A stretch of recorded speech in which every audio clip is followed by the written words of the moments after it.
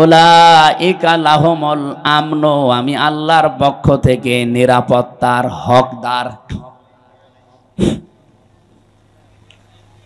কোরআনে কারিমে সূরা ইউনূসের ভেতরে আমি পড়েছি, সুম্মা নুনাজ্জিল্লাযীনা তাকাও, সুম্মা নুনাজ্জিল্লাযীনা তাকাও ওয়া নাযারুয যালিমিনা ফিহা জিসিয়্যা। সূরা মরিয়মে আছে এটা। কিয়ামতের দিন যেদিন আল্লাহ পুলসিরাত মানুষকে পার করতে দেবেন, এটা পুলসিরাতের আয়াত। আপনারা অনেকে পুলসিরাত সংক্রান্ত আয়াত খুঁজে পান না, যে পুলসিরাতের আয়াত কোরআনে। সেদিন একজন বলছিল যে না, কোরআনে মনে হয় পুলসিরাতের কোনো আয়াত নেই। সূরা মরিয়ম এটা ৭০, ৭১, ৭২ এই আয়াতগুলো পড়বেন, দেখবেন পুলসিরাত সংক্রান্ত বিষয় এখানে আলোচনা করা আছে। কিয়ামতের দিন আল্লাহ পুলসিরাতটা বানিয়ে দেবেন জাহান্নামের উপর দিয়ে। মিজানে যখন আপনার সবকিছু শেষ হয়ে যাবে কর্মকাণ্ড, এরপরে আপনাকে জান্নাতে আল্লাহ প্রবেশ করানোর জন্য এই ব্রিজটা পার হওয়া লাগবে, এই সেতুটা। এটা তো আর যমুনা সেতু, পদ্মা সেতুর মতো না, এত বড় লম্বাও হবে না, চুলের মতো চিকন হবে আর হীরার মতো ধার হবে। আর এরকম ৬-৭ কিলোমিটার, ৮ কিলোমিটারও না। পৃথিবীতে এত বড় সেতু কোনো জায়গায় নেই। ৩০,০০০ বছরের মতো রাস্তা। আল্লাহ তাআলা বলেন, ওয়াইম মিনকুম ইল্লা ওয়ারিদুহা কানা আলা রাব্বিকা হাতমাম মাকদিয়্যা সুম্মা নুনাজ্জিল্লাযীনা তাকাও ওয়া নাযারুয যালিমিনা ফিহা জিসিয়্যা। অবশ্যই তোমাদেরকে আমি পুলসিরাত পার করাবো। এই পুলসিরাত পার করানোর সময় যাদের ঈমানের সাথে জুলুম, শিরিক এগুলো মিশ্রণ ঘটে নাই, তাদেরকে আমি বাঁচিয়ে দেব। আর যাদের শিরিকের গন্ধ পাওয়া যাবে, এদের বাঁচানো না, এরা কেটে কেটে জাহান্নামের ভেতরে পড়বে। ফাকাদিমনা ইলা মা আমিলু মিন আমালিন ফাজআলনাহু হাবাআম মানসুরা। এটা আছে সূরা ফুরকানের ২৩ নম্বর আয়াতে। কিয়ামতের দিন এই শিরিক মিশ্রিত আমল ওর মুখের উপরে ধূলিকণার মতো নিক্ষেপ করা হবে। বলেন নাউজুবিল্লাহ। এই আয়াত থেকে যেটা প্রমাণ পাওয়া যায়, যদি কেউ আল্লাহর পক্ষ থেকে স্বস্তি, নিরাপত্তা পেতে চায়, তাহলে মাস্ট বি তাকে তার ঈমান, শিরিক এবং জুলুম মুক্ত করা লাগবে। আমাদের যা ঈমান, আমাদের ঈমানকে আর শিরিক যুক্ত করার জন্য বহু কায়দা কৌশল চলছে। আমি সামনে যাব ইনশাআল্লাহ। ২ নম্বরে জুলুম, এটা তো আরো মারাত্মক। তাহলে আমার যে কথা ছিল, ওনারা নিরাপত্তা দেওয়ার জন্য রাত জেগে জেগে পাহারা দিচ্ছে। আমি এখান থেকে কুষ্টিয়া পর্যন্ত যেতে কমপক্ষে ৫ থেকে ৬ জায়গায় এ ভাইদেরকে পাওয়া যাবে। ওই মানুষগুলো সারা রাত জেগে আছে, পাহারা দিচ্ছে। এই জন্যে যারা জনগণের জানমাল, ইজ্জত, আবরু হেফাজতের দায়িত্বে আছেন, এই চাকরিটা শুধু চাকরি না, এটা একটা ইবাদত। আর পুলিশের চাকরিতে যেহেতু কোনো ডিউটি নেই, সে ৮ ঘন্টা ১০ ঘন্টা না, ২৪ ঘন্টায় ডিউটি। ওনারা যদি টয়লেটে বসে থাকে, যদি ডাক দেয়, আমার মনে হয় ওই অবস্থায় চলে আসা লাগে। কারণ আমার দোলা ভাই পুলিশ, আমার চাচা পুলিশ, বাবাও ছিল এক সময়, এখন আর নেই। এই জন্য আমি ওনাদের কাজ কারবার কাছ থেকে দেখেছি, বহু কষ্ট স্বীকার করা লাগে এই কাজগুলোতে। এই জন্য এই চোখটা যেন আল্লাহ জাহান্নামের আগুনে না জ্বালান, সেরকম কাজকর্ম তাদের জীবনে করার তৌফিক আল্লাহ দান করে। তো পুরাটা জীবনই ওনাদের ইবাদত, ২৪ ঘন্টায় ইবাদতের ভেতরে আছে। ২ নম্বরে ওই চোখ জাহান্নামে যাবে না যারা রাতের বেলা নিজের গুনার কথা স্মরণ করে কান্দে। এখানে ২ প্রকার মানুষই আমরা আছি, ওনারাও আছে। এখানে রাত জেগে গুনার কথা স্মরণ করে কন্দন করা মানুষ নেই। সুতরাং আমরা ২ প্রকার চোখই নিয়ে এখানে বসে আছি। এই চোখ দিয়ে আজকে আল্লাহর কোরআনে কারিমের কিছু কথা দেখতে চাই, কান দিয়ে শুনতে চাই। আল্লাহ আমাদের তৌফিক দেন, বলেন আমিন। আমি যে কথা তুলেছিলাম ওইদিকে যাবো ইনশাল্লাহ। দল, মত, জাতি, বর্ণ, ধর্ম নির্বিশেষে আজকের এই অনুষ্ঠান, এটা কি শুধু মুসলমানদের জন্য সাজিয়েছেন? না, অন্য ধর্মের যদি কেউ এসে থাকেন, নাকি এই থানায় অন্য ধর্মের মানুষ নেই? আছে। অন্য ধর্মের কেউ যদি এসে থাকেন, আপনাকে ওয়েলকাম জানাচ্ছি। আমার যতটুকু বাস্তবতায় আমি দেখেছি, আমার মনে হয় কোনো মানুষ যে ধর্মই মেনে চলুক, ও যদি একটু বিবেকটা কাজে লাগায়, তাহলে পৃথিবীর ৪,৫০০ ধর্ম আছে, কোনো ধর্মে তার এই বিবেকে সাই দেবে না যে আমি থাকি।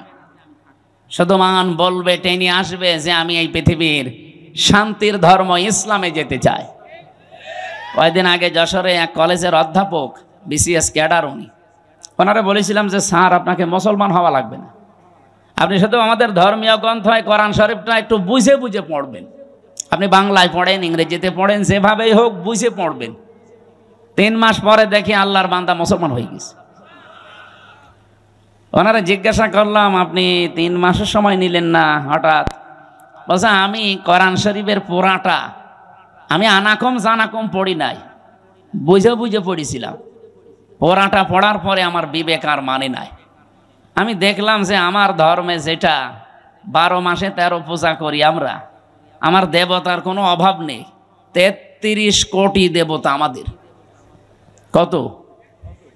আপনি যদি ওনারে বলেন যে স্যার একটু নাম বলেন তো কয়টা, আমার মনে হয় 33টার নামও বলতে পারবে না।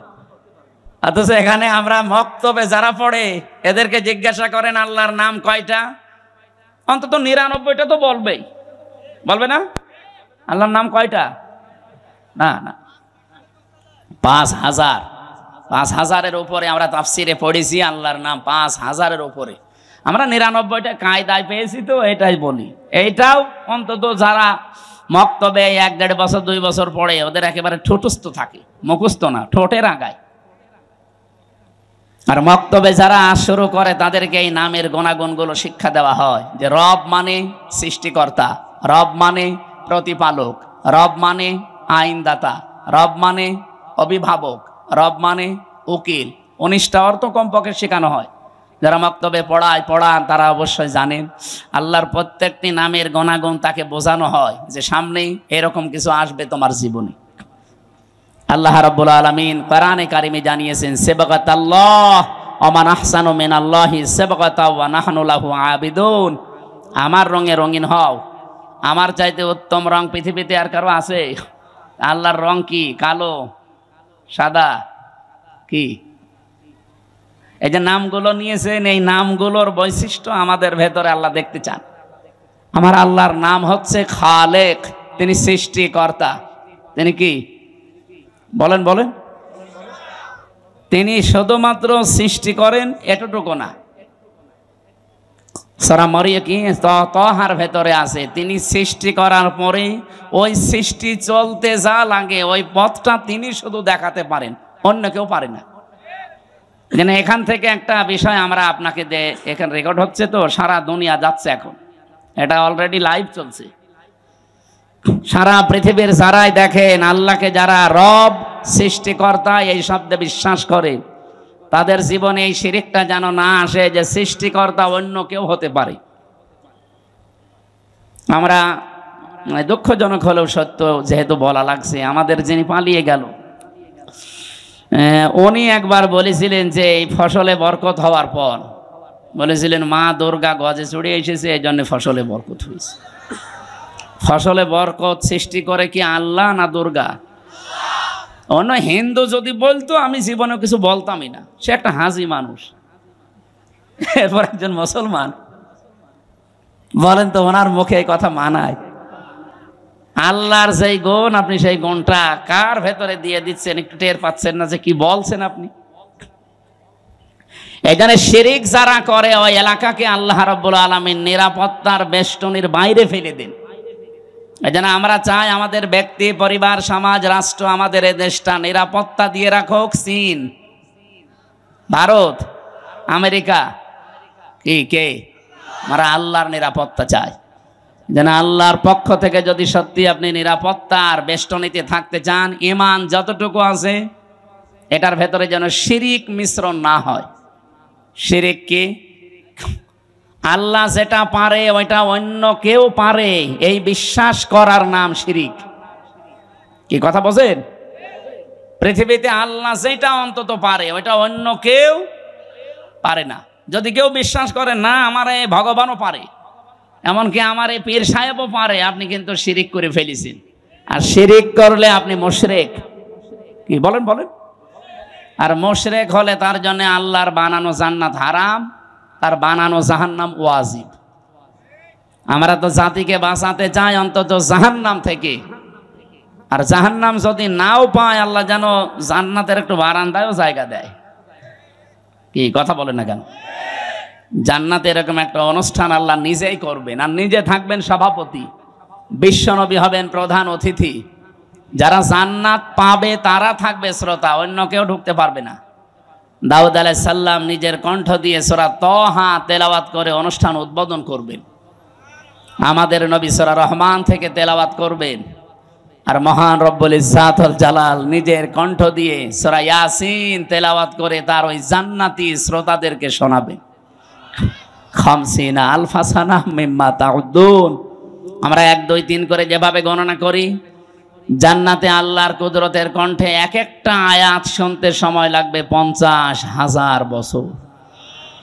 জান্নাতের যত নিয়ামত আছে মানুষ ভুলেই যাবে। আমাদের কপালে আছে কিনা আমরা জানি না, তবে আমরা আশা করতে পারি আল্লাহ যেন ওই ময়দানে আমাদের শ্রোতা হিসাবে একটু জায়গা করে দেন। বলেন বলেন আমিন। হ্যাঁ দেবে। আপনার জীবনে এমন কোন কাজ যদি থাকে যেটা আল্লাহ ছাড়া আর আপনি ছাড়া আর কেউ জানে না, আল্লাকা সিররুন ইনদাল্লাহ বাইনাকা আনতা ওয়া বাইনাল্লাহ, আল্লাকা সাদাকাতুন তাখফা লা ইয়ালামুহা ইল্লাল্লাহ। কবি বলছে এমন কোন কিছু তোমার জীবনে আছে, সাদাকা হোক নেক কাজ হোক, যেটা আল্লাহ ছাড়া আর তুমি ছাড়া কেউ জানে না। এরকম গোপন কিছু কাজ করে রাখবে। আমি এক ওসি সাহেবকে পড়াতাম বিশ্ববিদ্যালয়ে যখন ছিলাম, ওই 10 সালে। উনি আমার মাঝে মাঝে এই প্রশ্নটা করতেন যে দুনিয়ায় এমন কিছু গোপন কাজ করব কেউ জানে না, কিয়ামতের দিন যেন এটা নেওয়া যায় মালিকের কাছ থেকে। ওই দিন থেকে আমি এই কবিতাটা মুখস্থ করেছিলাম, এখনো পর্যন্ত নাড়া দেয় আমার অন্তরে। কথাটা অনেক দামি কথা না? আপনি গোপনে এমন কিছু করে রাখবেন যেন অন্য কেউ জানে না। ওই যে পাহাড়ের যে 3 যুবকের ঘটনা আমরা শুনি, তাদেরকে আল্লাহ মুক্ত করেছিলেন তাদের গোপন এই নেক কাজের কারণে। তারা 3 জনেই গোপনে আল্লাহকে খুশি করার জন্য এমন এমন নেক কাজ করেছিলেন যেটা আর কেউ জানতো না। আল্লাহ রাব্বুল আলামিন ওই 3টা নেক কাজের ওসিলা দিয়ে তারা এই গোপন কাজের যেই দোয়া করেছেন, এত বড় বিশাল বিপদ যেখানে মরণ ছাড়া উপায় ছিল না, ওই বিপদ আল্লাহ কাটিয়েছেন, কালো মেঘ দূর করে দিয়ে তাদেরকে আল্লাহ বাঁচিয়ে দিয়েছেন। এই জন্য এমন এমন কাজ জীবনে করে রাখবেন। এই যে যারা সেজদা দেন, রাতের বেলা উঠে একটু নিরিবিলি, পৃথিবীর সব ঘুমিয়ে গেছে, এমন একটা সেজদা লাগাবেন, অন্তত এক সেজদায় যেন 1 ঘন্টা কেটে যায়। আমি জেলখানায় থাকতে 3টা বছর বহু সেজদা এমন পেয়েছি, মানুষকে নিচেও দিয়েছে, মজাও লাগে একটা আলাদা। আপনি 45 মিনিট 1 ঘন্টা সেজদায় পড়ে থাকেন, কিছু বলাও লাগবে না, শুধু এমনি পড়ে থাকবেন, মনে হবে আল্লাহর কুদরতি পাই আমি পড়ে আছি। একটা আলাদা অনির্বচন শোক আপনাকে আল্লাহ দান করবে, যেটা কিনতে পাওয়া যায় না। আল্লাহ আমাদের জীবনে এরকম কিছু গোপন নেকির কাজ করার তৌফিক দেন, বলেন আমিন। আমার ভাইরা, আমার যে কথা তোলার ছিল আমি তুলেছি। আমাদের ঈমান আমরা শিরিক মুক্ত করতে চাই। নিরাপত্তা দেওয়ার একচ্ছত্র মালিকানা আমার আল্লাহর। পৃথিবীর কারো নিরাপত্তা নিয়ে মানুষ স্বস্তি শান্তিতে থাকতে পারে না যতক্ষণ আল্লাহ নিরাপত্তা না দেয়। কি কথা বলেন? কত মানুষ তো নিরাপত্তা দেওয়ার জন্য এগিয়ে আসতেছে না। বাংলার মানুষেরা যতদিন পর্যন্ত আল্লাহর এই নিরাপত্তা আপনি না পাবেন, বাইরের যত বড় উন্নত রাষ্ট্র নিরাপত্তা দিক, তাদের নিরাপত্তারই তারা গ্যারান্টি দিতে পারছে না। আজকে ইসরায়েলে দেখেছেন, আজকে 12:30টার সময় কি ভূমিকম্প। অলরেডি একদিকে দাবানল জ্বলছে, আর একদিকে ভূমিকম্প। ওদের 112টার উপরে উন্নত মেশিন কাজ করছে, পানি, ঔষধ এবং এই যে স্প্রে দিয়ে আগুন লেভাতে সক্ষম হচ্ছে না। কারণ এই আগুন তো আর হামসা ধরায়নি, আগুন ধরিয়েছে কে? সারখার হয়ে যাচ্ছে পুড়ে। ওদের বিশ্ব রোড বন্ধ হয়ে গেছে, জেরুজালেমের রাস্তা বন্ধ হয়ে গেছে।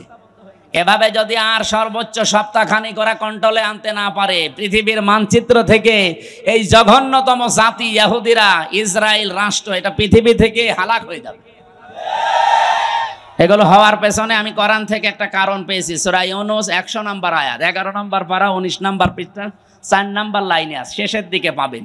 ওয়ায়াজআলুর রিজসা আলাল্লাযিনা লা ইয়াকিলুন।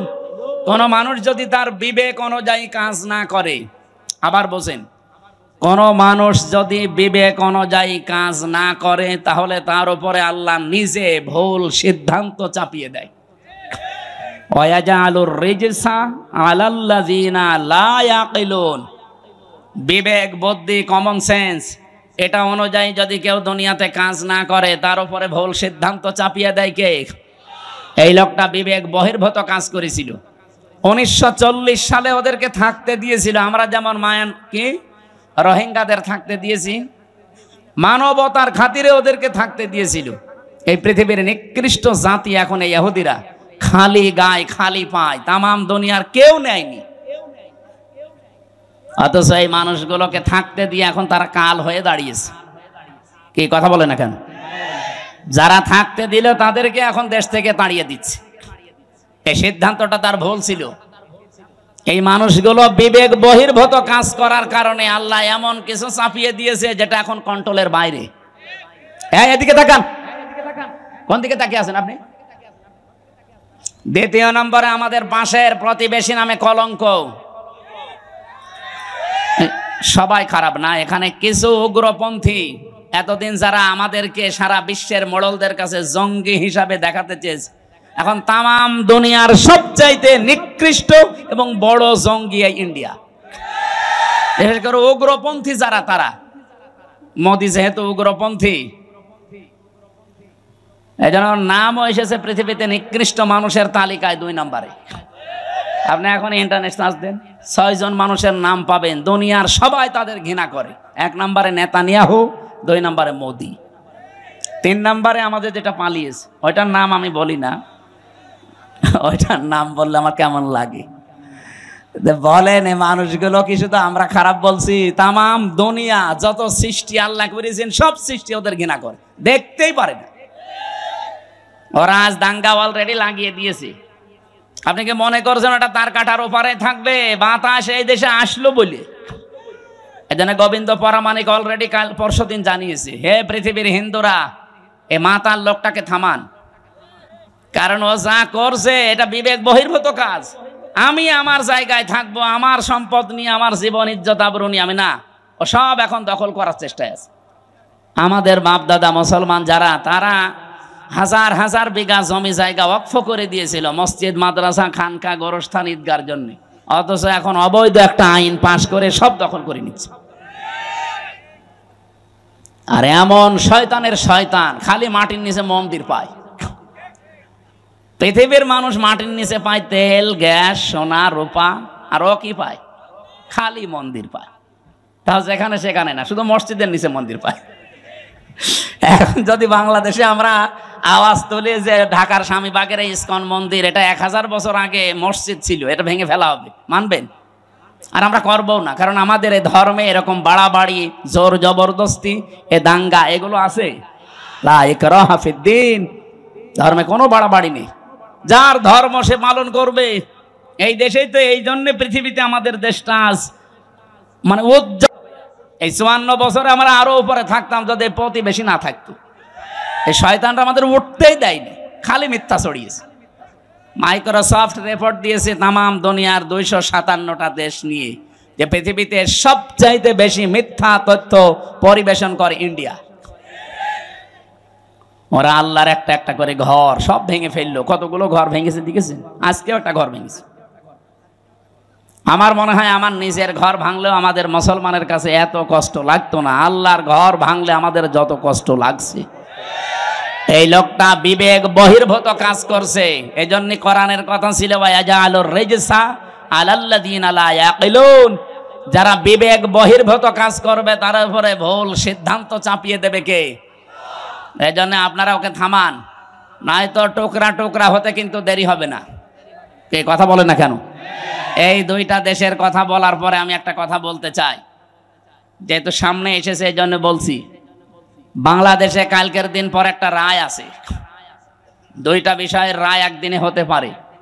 নিবন্ধন এবং একটা মাজলুম মানুষ জনাব এটিএম আজহারুল ইসলাম, আমার মনে হয় যারাই দায়িত্বে আছেন বিবেক বহির্ভূত কোনো কাজ করবেন না। যদি বিবেকের বাইরে যে কোনো কাজ করেন, রাগে হোক আর কারো ইশারায় হোক, ভুল সিদ্ধান্ত কিন্তু আল্লাহ চাপিয়ে দেবে, তখন আর সামাল দিতে পারবেন না। কারণ এই দেশের মানুষ অলরেডি তাদের দেওয়ালে পিঠ থেকে গেছে বারবার এই তারিখ পেছাতে পেছাতে। আর মামলার তারিখ পেছালে যে কেমন লাগে, আমি তো এই 3 বছরে টের পেয়েছি। আমার মামলাটা কমপক্ষে 30 বার সিএমএম কোর্ট, জজ কোর্ট, হাইকোর্ট মিলে 30 বার উঠেছে। যেদিন ওঠে মনে করলাম যাক আজকে বের হতে পারবো। আল্লাহ, বিকালবেলা সংবাদ আসেছে না, হয়নি, আবার 1-1.5 মাস পেছিয়েছে। এই সময় যে কি কষ্ট লাগে, যারা জেলে থাকে তারা ছাড়া এ ওয়াজ করে বোঝানো যাবে না। অত কয়বার ঘোলার এলে লোকটাকে বারবার ঘোরাচ্ছে, এমনকি 6 তারিখে ডেট দিয়ে এখন আবার ফের 8 তারিখে। আমার মনে হচ্ছে এরা যদি বিবেক বহির্ভূত কাজ এবার করে না, এবার সামাল এরা দিতে পারবে না। আমার কথা আমি সবাইকে জানাচ্ছি, আগামী 8 তারিখে, কালকের দিন পর, আমরা চাই এই মাজলুম মানুষটাকে নিঃশর্তভাবে খালাস করে দেওয়া হোক। এই মাজলুম মানুষটা বেকার 13 বছর জেলে আছে। যে সমস্ত সাক্ষী, এগুলো পৃথিবীর 8ম আশ্চর্য বিষয়। 6.5 কিলোমিটার দূর থেকে নাকি সাক্ষী দিয়েছে, 3 কিলোমিটার, কেউ 2.5 কিলোমিটার। ওর চোখে কি শকুনের চোখ লাগানো ছিল, তাও তো সম্ভব না। এই জন্যে বাঙালিকে আর হাইকোর্ট দেখাবেন না। বিবেক বহির্ভূত কোনো কাজ যেন এদেশে আর না হয়। আমি 318 পৃষ্ঠা পড়লাম এই 3 দিনে। এই যে নারী কমিশন যেটা জমা দিয়েছে, এর ভেতরে প্রায় কোরআনের 13টা আয়াতের ওরা ভুল ধরিছে। আরে 13টা আয়াত কেন, 13টা অক্ষরও তো বাদ দেওয়া কোরআন থেকে সম্ভব না। কি কথা বলেন না কেন?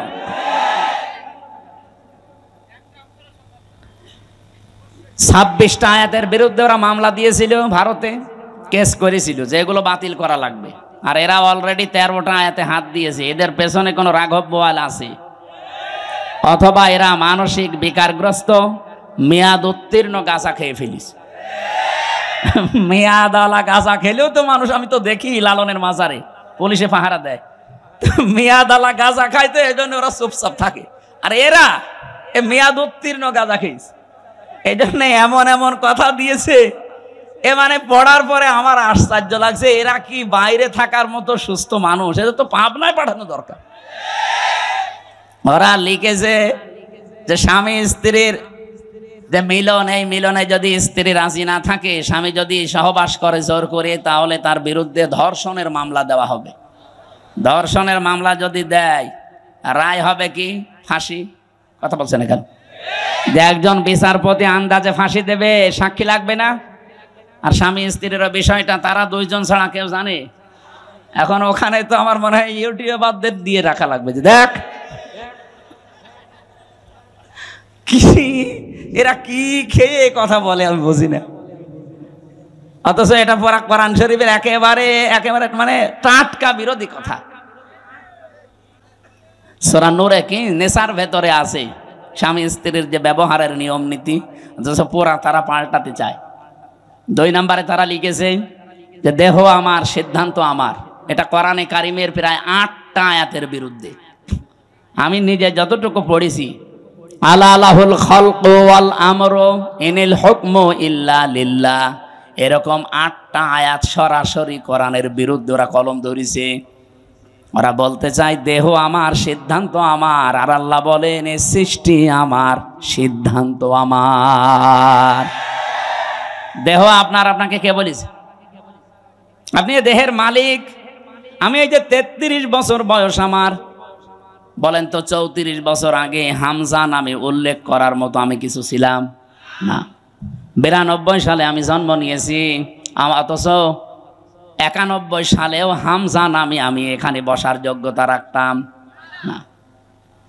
আমার মা বাবা দায়িত্ব পালন করেছে, তারা শুধু বিছানায় ছিল, এই বাকি যা করার সব করেছে আমার আল্লাহ। আল্লাহ বলেন মায়ের রেহেমের ভেতরে বাবার এই বীর্যটা যখন দ্রুত গতিতে এখানে এসে হাজির হয়, কমপক্ষে এটা 40 দিন 40 দিন 40 দিন 40 পাল্টাতে থাকে। 120 দিনে আমি আল্লাহ এইটাকে কমপক্ষে 4-8টা জিনিস বানিয়ে ফেলি। আপনি যদি এখানে কম্পিউটার ভেড়াতেন, স্কিন দিলে আমি একটা একটা করে আপনাকে দেখাতে পারতাম। বাবার এই নাপাক পানিটা দিয়ে আল্লাহ যে 4টা জিনিস বানায়, এটা সূরা তরিকের ভেতরে আছে। ফালিয়ানজুরিল ইনসানু মিম্মা খুলিকা মিন মাইন দাফিকিন ইয়াখরুজু মিন বাইনিস সুলবি ওয়াত তারাইব। এক একটা শব্দ যদি ভেঙে ভেঙে আপনি অর্থ করেন, দেখবেন সুলবন 1 বচন দিয়েছেন, তারাইব দিয়েছেন বহু বচন। আমি এটা বাইবেল, কোরআন এবং সায়েন্স ডক্টর মরিস বোকাইলের লেখা এই আয়াতের তাফসির পড়তে গিয়ে উনি খুব সুন্দর করে বিজ্ঞানের ব্যাখ্যা দিয়েছেন। পড়ার পরে আমার মনে হচ্ছিল এতদিন আমি যেভাবে পড়েছিলাম, এটা পড়ে কোরআন শরীফ একেবারে হাতে কলমে জিবরাইল আমারে শেখাচ্ছে।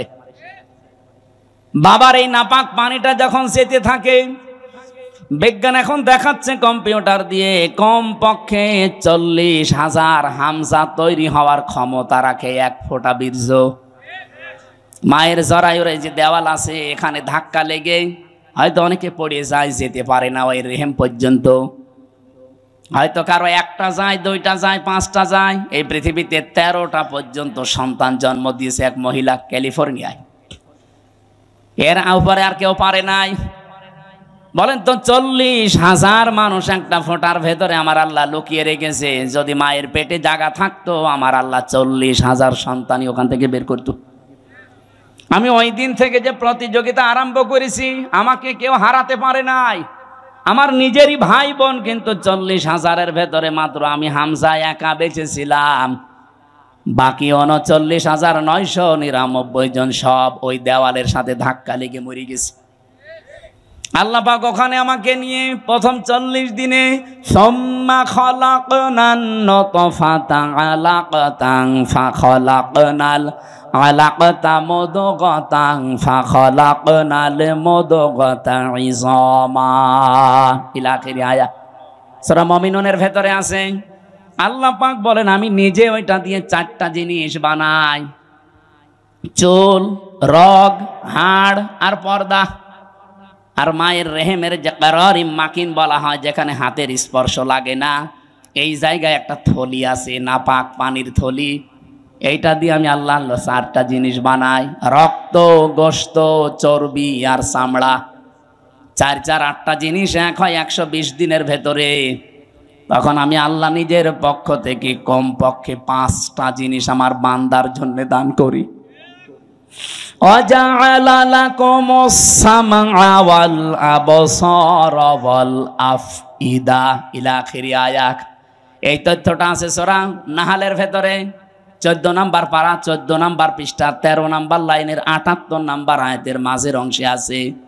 আল্লাহ বলেন শ্রবণ শক্তি, দর্শন শক্তি, বাক শক্তি, আকেল শক্তি আর ঘ্রাণ শক্তি, এই 5টা আমি আল্লাহ আমার রব নামের কারণে তোরে ভিক্ষা দিয়েছি। যদি একটা কম দিতাম, দুনিয়ায় তুই আসতিস, কিন্তু পূর্ণাঙ্গ হয়ে না, অপূর্ণাঙ্গ হয়ে। বলেন তো রব নামের কারণে যে 5টা জিনিস আল্লাহ দয়া করে আমারে দিলেন, যদি দর্শন শক্তি না দিত তাহলে আমি আসতাম কিন্তু কানা হয়ে। অনেক কানা মানুষ আসে না? বলেন বলেন। আল্লাহ পাক যদি বাক শক্তি না দিত, কথা বলা, তাহলে আমি আসতাম কিন্তু বোবা হয়ে। আমাকে যদি আল্লাহ শ্রবণ শক্তি না দিত, আমি আসতাম কিন্তু কালা হয়ে। যদি আকেল শক্তিটা না দিত, আসতাম কিন্তু পাগল হয়ে। অনেক পাগল আসে না? তখন আমাকে স্বাভাবিকভাবে স্টেজে ওঠা দূরের কথা, প্রধান অতিথি, বিশেষ অতিথি, ওসি সাহেব দূরের কথা, মানুষ বলতো নাম, এখান থেকে কানা, পাগল। স্টেজের ধারে পাশেও পাগল কানারে আসতে দিত। একটুখানি এই জায়গায় নিজেকে নিয়ে ভাবেন আল্লাহ কি দয়া আপনার উপরে করলেন। এই জন্য মানুষের ওই দুর্বল জায়গায় আল্লাহ পুরা কোরআনে যেখানেই উনি ইঙ্গিত দিয়েছেন, এমন শব্দ ব্যবহার করেছেন যেটা আল্লাহরও বিশ্বাস হতে চায় না।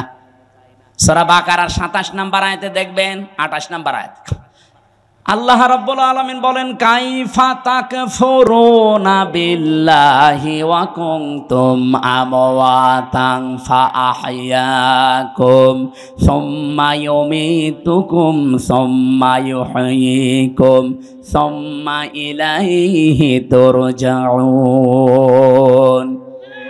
মানুষ আমার সাথে নাফরমানি করে কি করে? আমার বিধান মানতে চায় না, ও এত সাহস পায় কি করে? এই জন্য আল্লাহ শব্দ শুরু করার আগে কাইফা দিয়েছেন। এখানে যারা আরবি গ্রামার বোঝে, যারা বালাগাত মানতে পড়ায়, ওদের জিজ্ঞাসা করেন কাইফা শব্দটা কমপক্ষে 29টা অর্থে ব্যবহার হয়। আমি সামারাইজ করে 19টা অর্থে পেয়েছি। এর ভেতরে 13 নাম্বার একটা কায়দা বালাগাত মান থেকে আছে।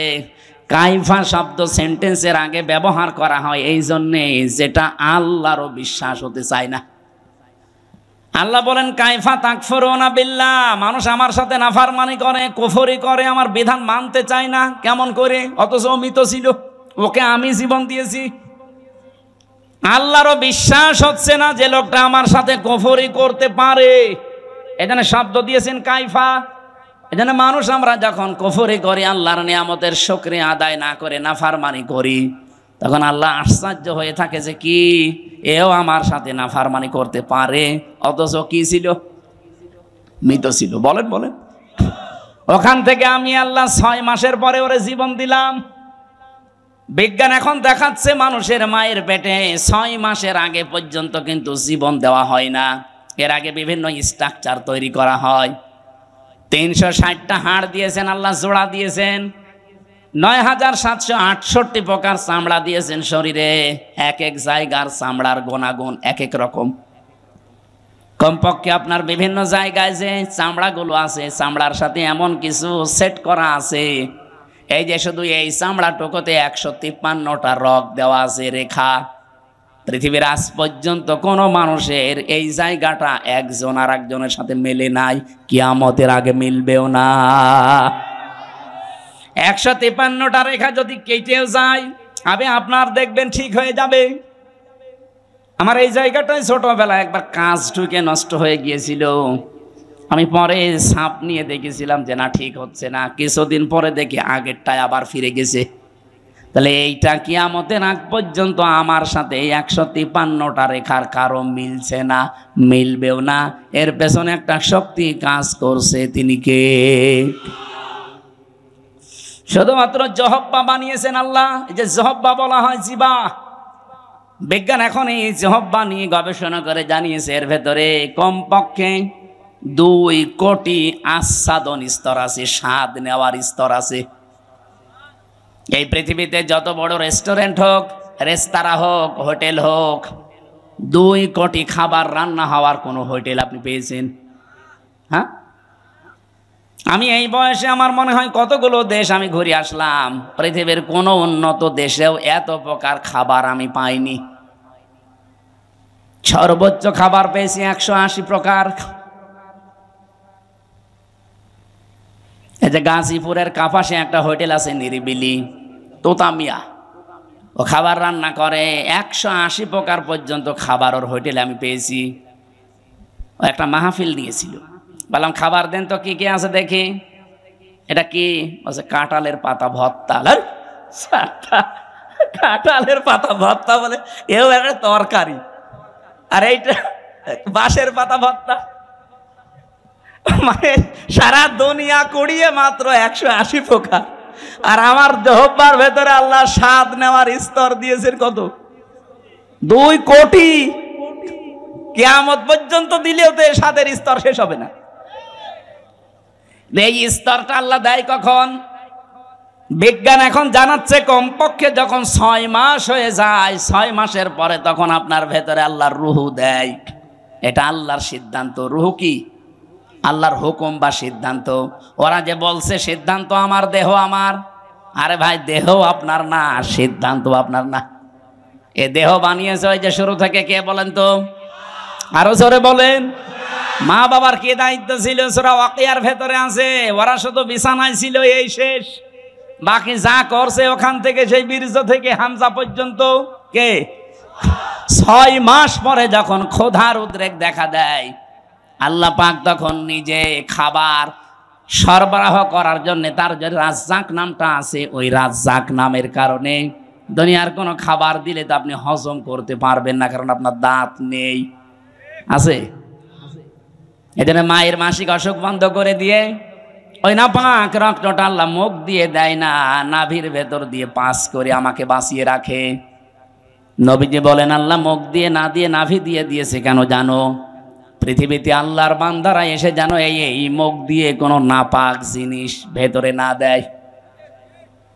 অথচ আমরা আল্লাহর এমন বান্দা যে আল্লাহ মায়ের পেটের ভেতরে মুখটা পবিত্র রেখে দিয়েছে, নাপাক রক্ত মুখ দিয়ে দেয়নি, নাভি দিয়ে দিয়েছে। অথচ এসে এখানে কত মানুষ এই মুখে নাপাক জিনিস দেয়। বলেন তো সুদের টাকা আর ঘোষের টাকা এটা পাক না নাপাক? এখানে কত মানুষ বসে আছে টাকা ছেড়ে রাখে আর টাকা আসে, এটা কি বলে না? এটার আর একটা নাম আছে। বলেন তো যে 1000 টাকা যারা ছেড়ে দিয়েছেন মাসে মাসে 100 টাকা 200 টাকা করে বেশি দেয়, এই টাকাটা পান, এটা কি নাপাক না পাক? যারা এগুলো করছেন তাদের ছেড়ে দেওয়া লাগবে, নয়তো আপনি নবীর হাদিস অনুযায়ী মায়ের সাথে জিনা করছেন। কারা কারা এই কাজে আছেন হাত তোলেন তো। এই এলাকা তো ভালো মনে হচ্ছে, আলহামদুলিল্লাহ। তাহলে তো ওসি সাহেবের কাছে অনেক নালিশ যায় না মনে হয়, এলাকা অনেক ভালো, একটা লোকও নেই। যারা এই যে নাপাক জিনিসগুলোর ভেতরে অন্যতম আর একটা এলাকায় চলে কিনা আমি জানি না, বিড়ি আছে, এটা ছেড়ে দেবে, এটা বদ অভ্যাস। ওটা খেলে মুখ পর্যন্ত আমার মনে হয় গন্ধ হয়ে যায়। যারা খায় তারা তো টের পায় না, যারা পাশে দাঁড়ায় তারা টের পায়। আপনি একটু চিন্তা করেন না, আপনার এই নাভির ভেতর দিয়ে আল্লাহ পাস করে আপনাকে বাঁচিয়েছে, কেন মুখ দিয়ে ওটা দিতে পারতো না? আল্লাহ জানে যে আমার বান্দা এই নাপাক জিনিস আমি মুখ দিয়ে দিলে এই মুখটা নাপাক করে ফেলবে। আমি চাই এটা পবিত্র থাক, দুনিয়ায় যে আমি আল্লাহর পবিত্র নাম যেন উচ্চারণ করে। সুবহানাল্লাহ বলতে পারেন না? 6 মাসের পরে যখন রুহু এসে গেছে, খাবারের উদ্রেক দেখা দেয়। আল্লাহ পাক বলেন খাবার তো এভাবে চলতে থাকে, আস্তে আস্তে আমি আল্লাহ নিজে তখন আকৃতি বানাই। ওয়াল্লাযী ইউসাউবিরুকুম ফিল আরহামি কাইফা ইয়াশা ইলা আখিরি আয়াত, সূরা আলে ইমরান 3 নাম্বার পারা, এটা 9 নাম্বার পৃষ্ঠা 6 নাম্বার লাইনের 6 নাম্বার আয়াতের প্রথম অংশে আছে। আল্লাহ বলেন তিনি সে আল্লাহ যিনি মায়ের পেটের ভেতরে তোমাদের আকৃতি তৈরি করেন। তোমার যে আকার আকৃতি এটা পৃথিবীর কেউ বানায়নি, এটা আমার আল্লাহর নিজের সিদ্ধান্তে তৈরি হয়েছে। এই জন্য পৃথিবীর যত সৃষ্টি সবচাইতে সুন্দর সৃষ্টি মানুষ। কথা বলে লাকাদ খালাকনাল ইনসানা ফি আহসানি তাকওয়িম, পৃথিবীতে সবচাইতে সুন্দর করে আল্লাহ বানিয়েছে মানুষের এই চেহারাকে। এত সুন্দর আর পৃথিবীর কোন সৃষ্টির ভেতরে আপনি পাবেন না। কিন্তু এই সুন্দর চেহারার মানুষগুলো যখন নিচে নামতে থাকে, সুম্মা রাদাদনাহু আসফালা সাফিলিন, এরা এত নিচে নামে যে পশু পাখি পর্যন্ত এত নিচে নামে না। এই বাংলাদেশে নিচে নামে নাই। আসিয়ার মতো 7 বছরের মেয়েকেও যারা ধর্ষণ করতে ছাড়ে না, ওরা কি মানুষ না জানোয়ার? জানোয়ার বললেও ভুল হবে, কারণ জানোয়ারও অত নিচে নামে না।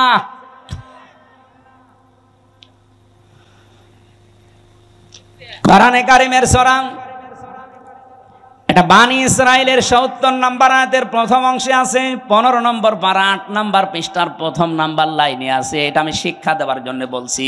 ওয়ালাকাদ কাররামনা বানি আদম, আল্লাহ পাক বলেন বনি আদম সন্তানকে আমি আল্লাহ সম্মানিত করেছি। কে? আরো জোরে। বনি আদম সন্তান হলেই হবে, সে কোন ধর্ম মানে ওটা তার ব্যাপার, কিন্তু বনি আদম সন্তানকে আমি সম্মান দিয়েছি। আল্লাহ এখানে বলেন না যে আমি মুসলমান সন্তানকে সম্মান দিয়েছি, না। বনি আদম সন্তান যারা মানুষ পদবাচ্চা বিবেচিত যারা, তাদের সম্মান দিয়েছে কে? কিন্তু দুঃখজনক হলেও সত্য, এই বাংলাদেশে এই সম্মানিত সৃষ্টি মানুষের সম্মান নিয়ে সবচাইতে বেশি সিনিমিনি খেলা হয়েছে। 54 বছর তো বটেই, 15.5 বছর আরো বেশি। আমরা চাই আগামীতে এই সম্মানিত সৃষ্টি আল্লাহ যাদের সম্মান দিলেন, এই বনি আদম সন্তানের সম্মান নিয়ে কেউ যেন সিনিমিনি খেলতে না পারে। আমার কথার অর্থ আপনি বুঝেছেন? আপনি না বুঝলেও এরা বুঝেছে। আগামীতে কেউ যেন এদের সম্মান নিয়ে সিনিমিনি খেলতে না পারে, সেই ব্যবস্থা করা লাগবে। যারা এই ব্যবস্থা ভেঙে দিয়েছিলেন, ওইটা আবার জোড়াতালি দেওয়া লাগবে।